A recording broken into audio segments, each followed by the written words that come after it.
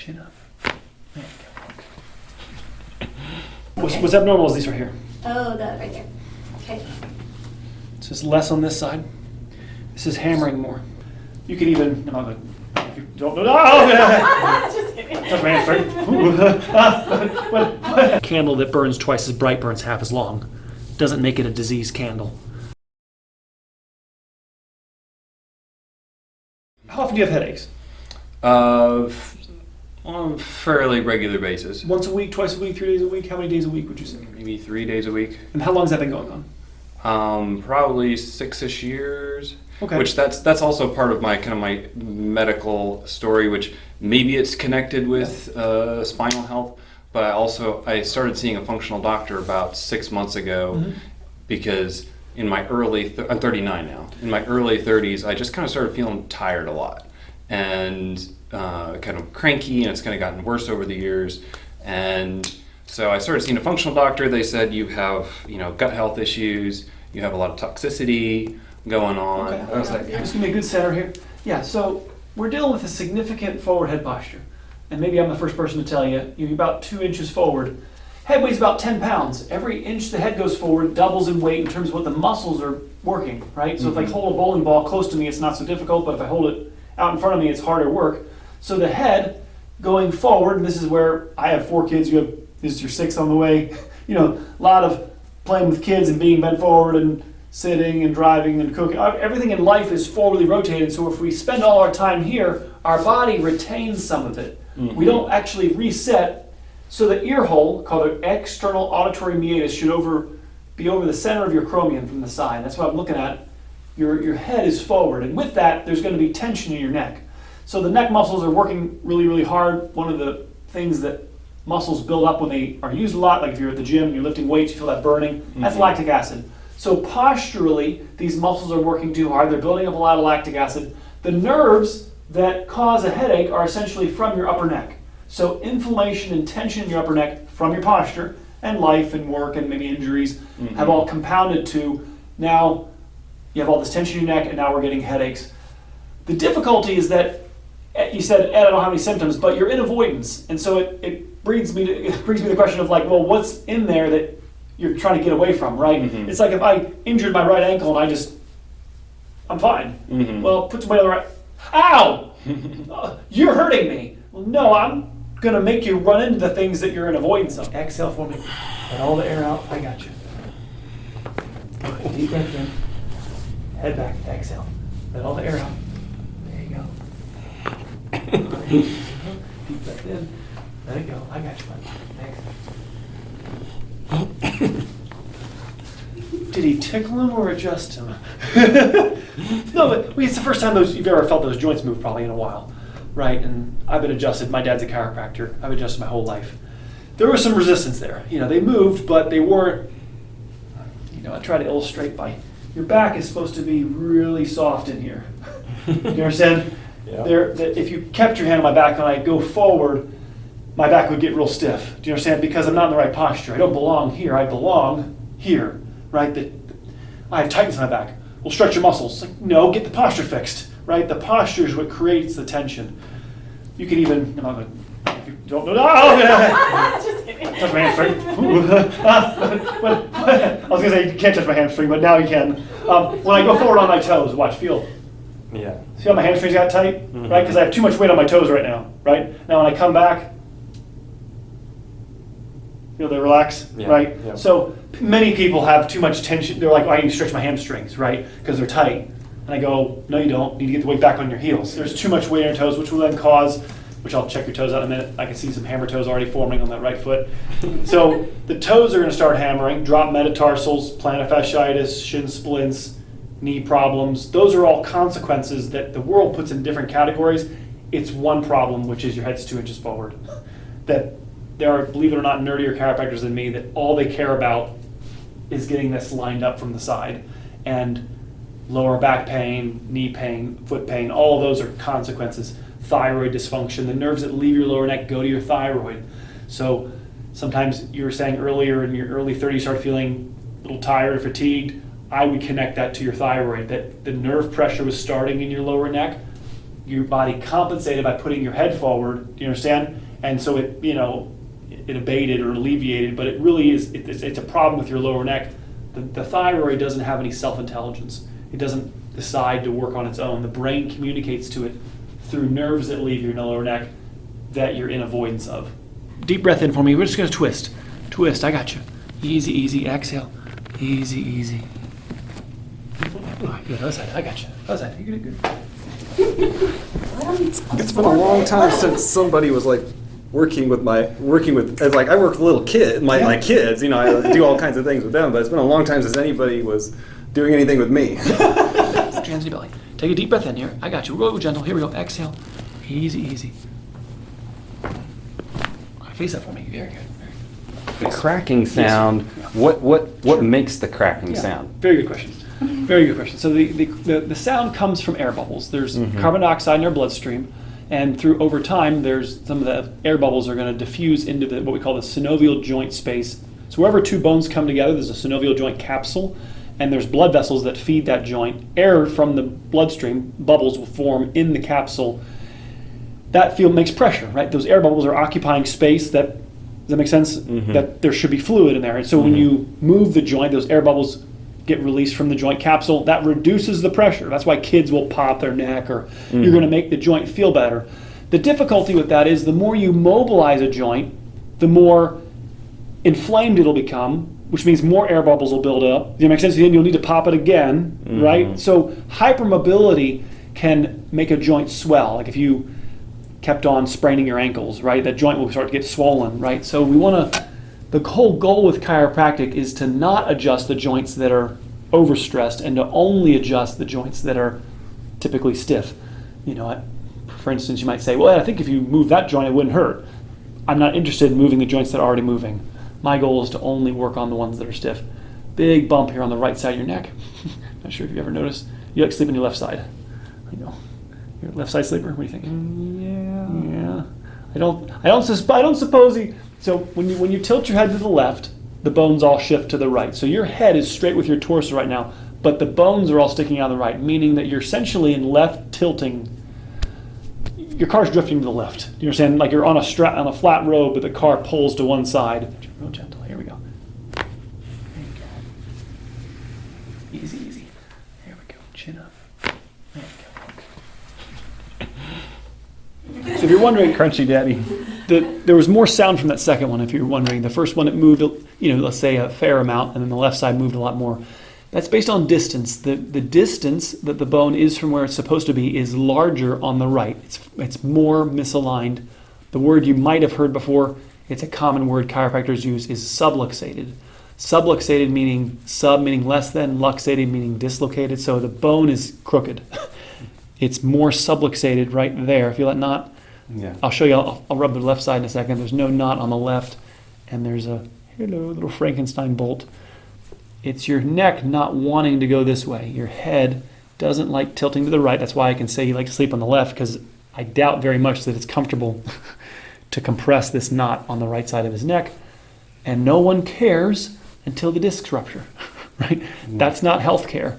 Healthcare is, hey, shouldn't somebody have taught me something when I was in my 30s to prevent and guide me in how to brush my own teeth and take care of myself instead of waiting for the result to arrive from my alignment not being straight. My head was forward for years.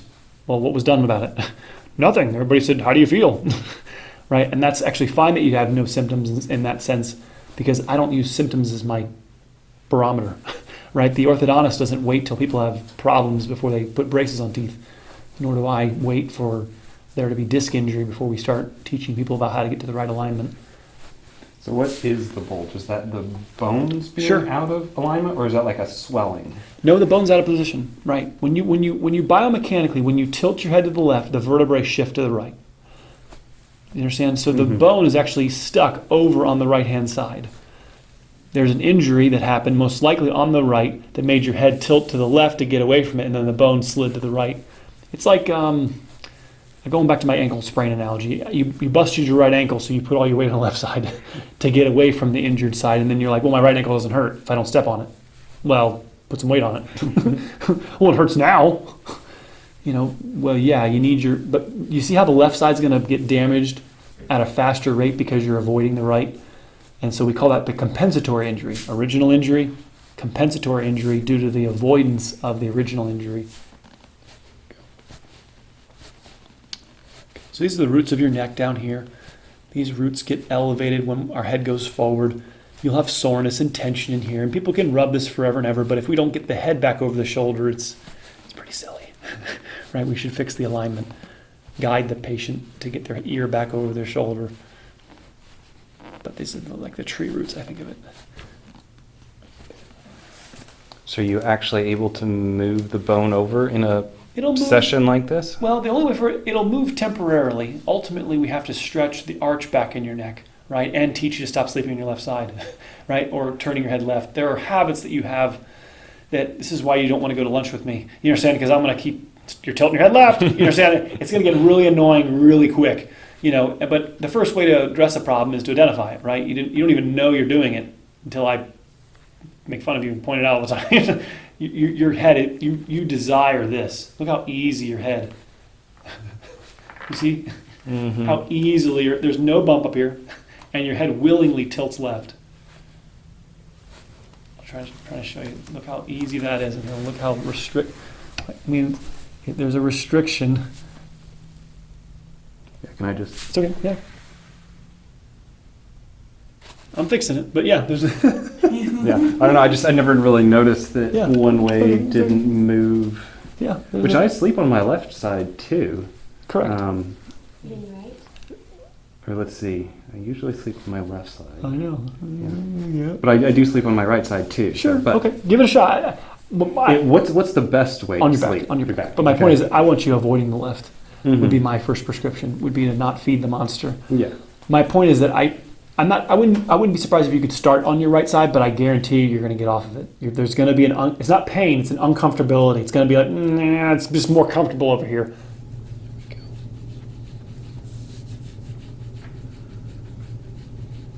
Right there. I was curious, what would you say to someone who's dealing with sleep, which I'm not dealing with sleep apnea, but I think that's based on where my mom's at, that's a possibility at some point in the future. Obviously for them, the more you sleep on the back, the more the tissues tend to fall back. So what would you say to someone who's dealing with that? It's difficult. Yeah, it's difficult. Once you stretch out the soft palate, you need a CPAP. Unless you do Botox, unless they do something to shrink the tissue back there. The solution would have been not to snore for 20 years or 30 years. It was the snoring that caused the stretching of the soft palate, right? Once it's been stretched out, I don't know. It's difficult. It should have been preventatively. Reducing forward head posture will alleviate some of it, but I know many patients that are black belts that come to see me, they need CPAP machines.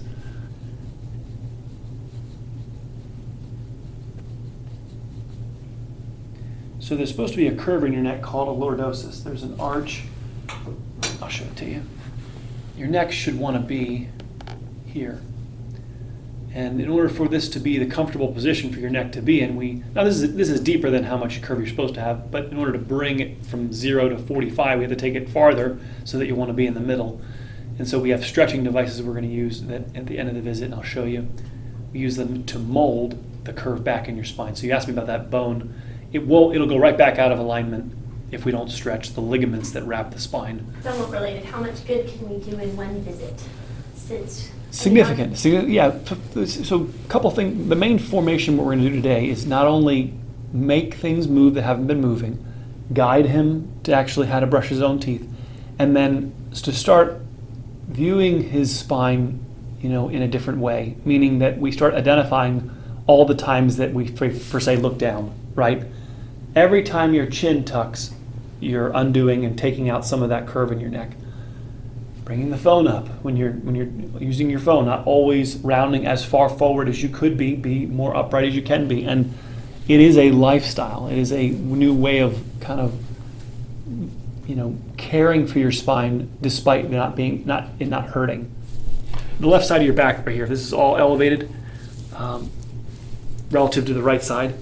So the right side's lower. When I look at your back from the top of the table, I look down. This was all elevated on your left. What it means is that you're essentially going to wear out the right lower part of your back. The left middle is tighter. This is ultimately an extension of this. This creates this, which then is going to cause you to wear out your right lower. And I think it's the right, you like to stand on your right foot, right? Yes. Yeah, this is the hammer toes are bigger. Yes. The hammer toes are bigger on your right foot. If you we'll look at your toes at the end. Yeah, But I you don't favor- even know what hammer toes are, so. Okay, but you favor standing. They're being created because you favor standing on your right foot. You favor standing on your right foot because you're in avoidance of this. This is here because of this. I was gonna say, is this back stuff reflective of what's going on in my neck?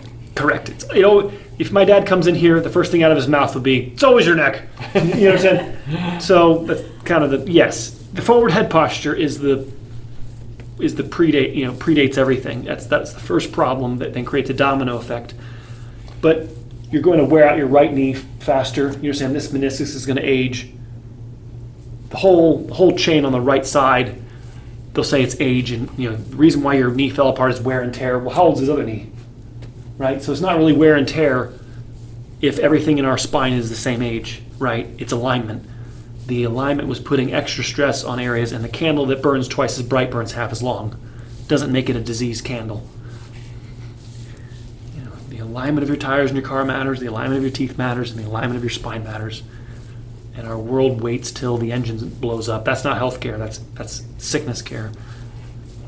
The alignment's not correct. This is all elevated right here, so we're going to make it limber. And you'll notice it more when we're stretching in a minute, how one side of your back, you might feel crooked on it because this is more elevated right here. How's the people's elbow? Nathan? The peoples. Can you handle it? Yeah, I'm kind You surviving, I think. of surprised I'm able to handle it as well as I am. Okay, I feel okay. like I tolerate pain a little bit better than Nathan does. All right, No well, I'm not going to go offense, crazy on him. It's the first time he's being adjusted. Poor guy. We purposefully leave certain areas alone. I feel like, Ed, you're avoiding certain areas, and the answer is correct. I am purposefully leaving his lower back alone. I'm purposely leaving your lower neck alone. We call this balance, right? If I loosen what's loose and I loosen what's tight, I haven't balanced you. I've just further actually imbalanced you. The area that's loose will get looser faster than the stiff area. So we want to target and leave alone certain sections and bring online and loosen the parts that are stiff. Yeah, right there. Mhm. So, Yeah. which areas are you avoiding? The areas that are the worst, essentially? Correct, here. All surgery happens here and here.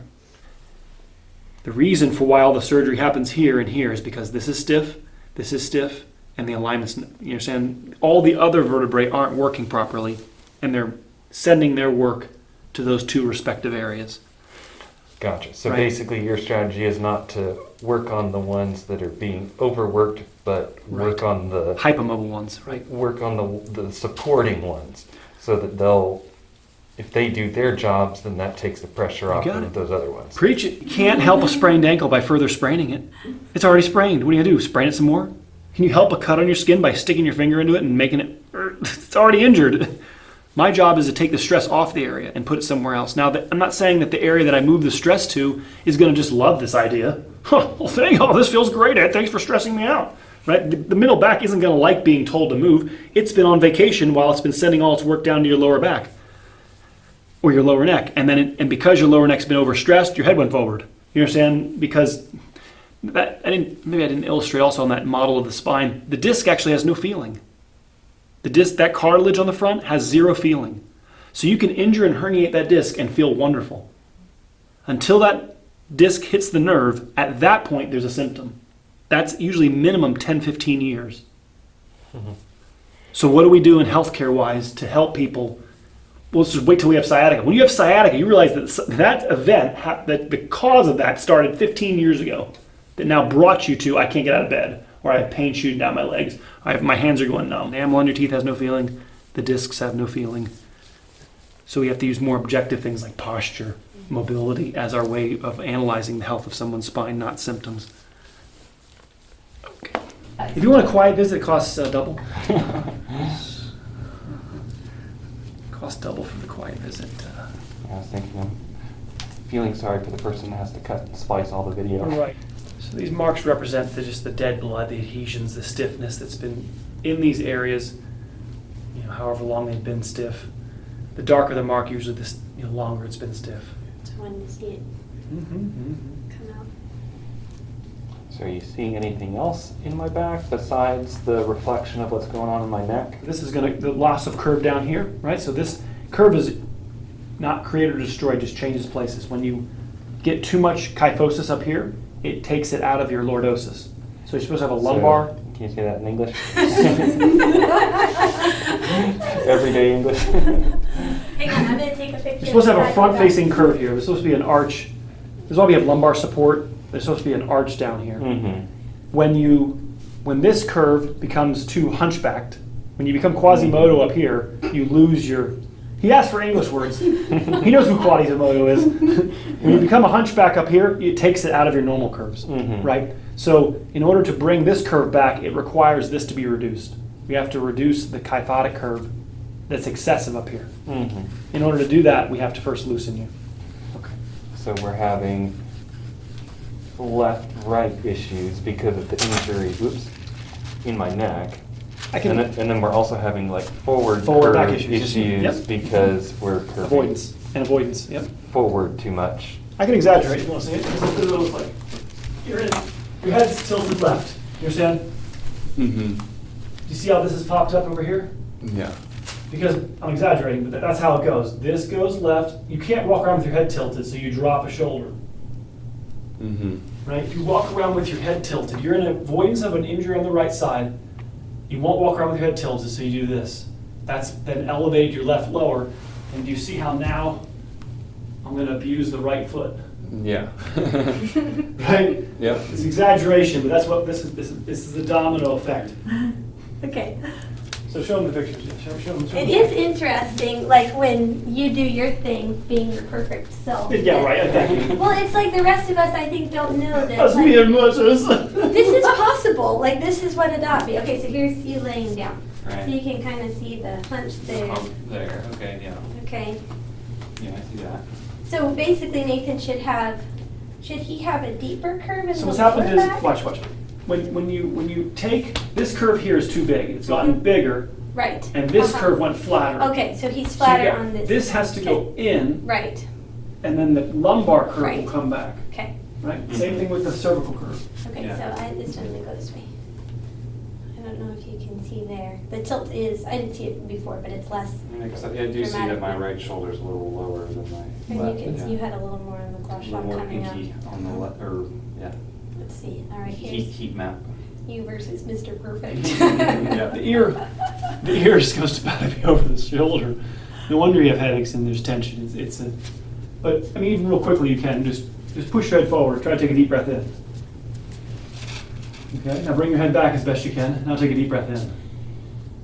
It's easier to breathe with your ear over your shoulder. You understand? Now what? Try another one. Another one you can do is push your head forward. Mm-hmm. Now try to bring your arms up from the side. Keep your head forward. Right? Mhm. That's all you can do. Now bring your head back as best you can. No. Yeah, definitely. Can't even lift your arms up. I mean,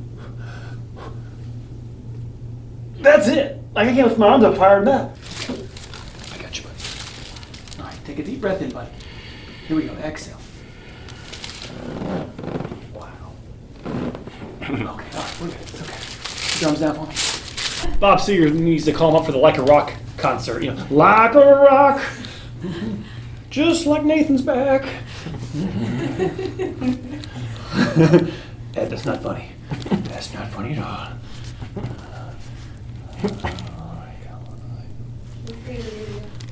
That's good. That's good. On your back for me. What's abnormal is these right here.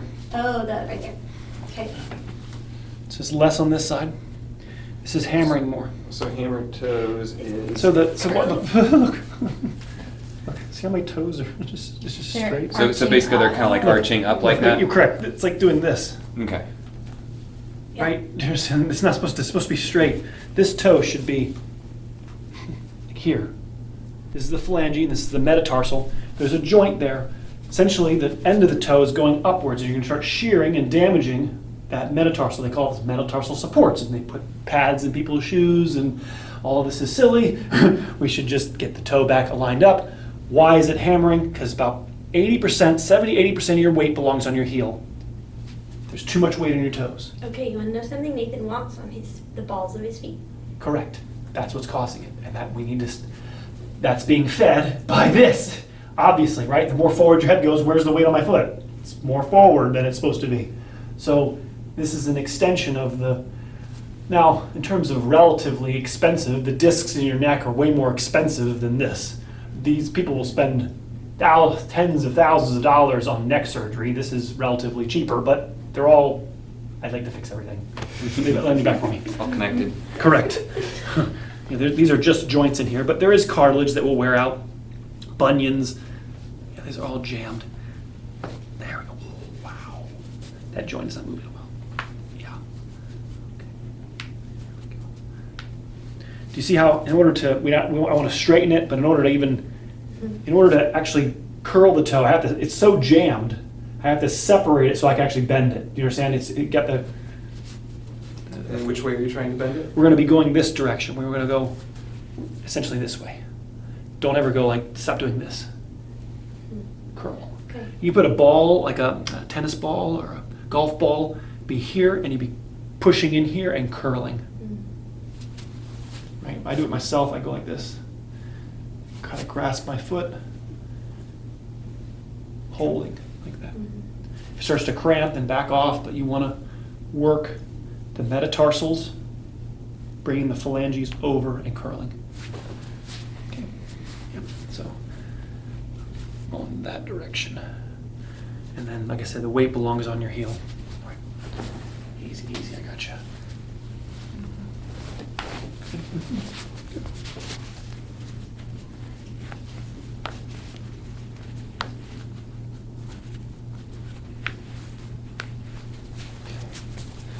Gotcha. Okay. All right. Tilt left. There we go. Tilt left.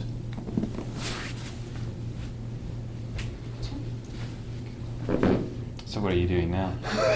Let me explain it. Aside from cracking my ear. Yeah, that's pretty much it. Tilt your head right. There's little adhesions that can form behind the ear that affect the drain lines of your sinuses. Tilt it right. Okay, good. So all the sinuses face drain down the back behind your ear. This area can be, it's congested or inflamed. This area will cause a clog back up into your sinuses. Helps the drain. They found that the ligaments take about 20 minutes to fatigue. Muscles can be fatigued much quicker, a couple minutes, right? When you're stretching your hamstrings, you're stretching a muscle, you only need to hold it for about a minute or two. While ligaments take a lot longer, about 20 minutes to actually lengthen them. So the idea is to make the spine limber and then cast it like clay into the right position. This is how you're going to reduce your forward head posture. We have to simply just lay here on your back and go to sleep. You could do a little bit of right rotation. So I'm going to bring it a little bit higher actually. And then right there, perfect. And you do, because that lump's on that right side of your neck, you do a little bit of right. That makes sense? Mm-hmm. To get some more pressure on the right side. Now I wouldn't do this for more than a month or two without somebody checking it, because it will go out to the other side. If you do it for too long, this side, it'll eventually have a bump on the left side. You wouldn't do the slight turn to the right. Correct. Okay. Yeah, I would just, if I hadn't seen you in 2 months, stop doing the right turn. But you have at least a 1 or 2 month prescription of a little bit to the right. Mm-hmm. Or if in doubt, just keep the head straight. But you want to work on restoring that curve. It'll auto level anyway, having the head straight. You're just making it go a little faster by doing a little bit of right rotation. I do not want your lower neck bending too much. That is a very real possibility because of how loose your lower neck is relative to how stiff your upper back is. That if I arch you back without something behind your head, your neck is going to do all the bending. And then you're going to get hurt and you're going to call me up and leave me a very nasty voice, not teasing. But let's not do that, right? Do you see how I'm trying to limit the neck from stretching? Yeah, I feel like my neck is not. I'm not. Right, I don't want your neck stretching. If we take all that stuff out. You see how your neck would bend too much. You see what I'm saying? Yeah. You're not even going to touch And we're gonna run into the thing that's in there. Hey everyone, wanted to let everybody know that we started memberships. So if you want to support the channel, we have our first new member, Natasha Cindy. Thank you so much for joining and thank you for supporting the channel. Feel free to leave a comment below and leave a like. And thank you for all the support. Thank you.